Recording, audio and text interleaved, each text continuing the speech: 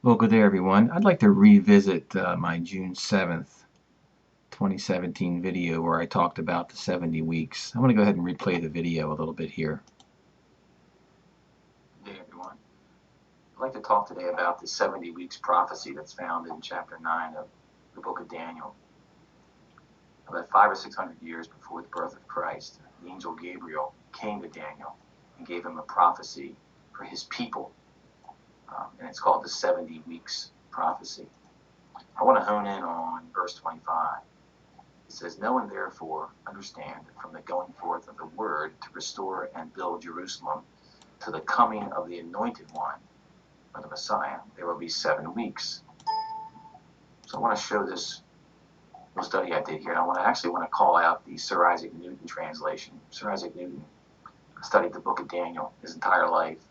And the whole thing about the science, that's sort of a sidekick for him. But he really was fascinated with the book of Daniel. So Sir Isaac Newton's prophecy of the original Hebrew is a little different. He says, "Know also and understand that from the going forth of the commandment or the word given to cause to return and to build Jerusalem until the anointed prince, the Messiah, there will be 7 weeks." So the 7 weeks is 7 weeks of years. That's what the common interpretation of that is. And that's 49 years. So if we fast forward 2,500 years from when this prophecy was given, back on June 7th, 1967, on the 3rd day of the 6-day war, the Israeli commandos and paratroopers, they actually recaptured the old city of Jerusalem, which was not in their hands. They never had that back in 1948 when they became a nation again. And they actually recaptured. They went to the Temple Mount, the old city of Jerusalem, the city of David, and they were. So I want to stop right there. So I made the assertion that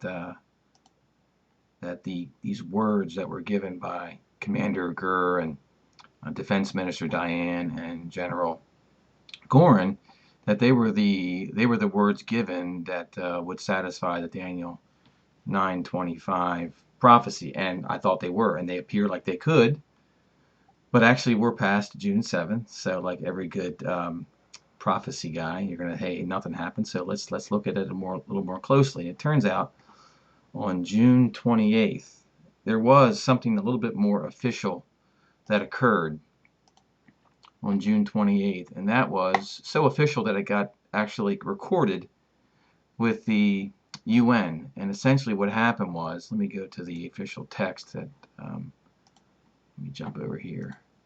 Here's a book that was written, it's a PDF file that was written about it. So on June 28, 1967, the Interior Minister for Jerusalem, like a mayor, I think he was, or something like that, he actually made a declaration. And this was his declaration. He essentially said that the newly acquired area in Jerusalem was now annexed and part of Jerusalem, so that the laws and the regulations and all the stuff that was a part of the previous portion of Jerusalem extended into the newly acquired portion of Jerusalem. So if you lived in Jerusalem back then, without this annexing declaration, if you were to go into this new portion, you wouldn't be protected with any laws.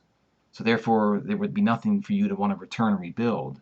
So in order to have that, in order to cause you to go and return and rebuild, this declaration allowed that to occur in a sensible manner. So I'm going to make this statement that says, hey, maybe it's the June 28th date, not the June 7th date, because this actually aligns better with what Daniel says. And in the text, he says that when Daniel describes it here, it's the word, the commandment, the calls to return. So that annexation declaration allowed that to occur, which is a little different than the chaplain and the generals just making statements from the Temple Mount.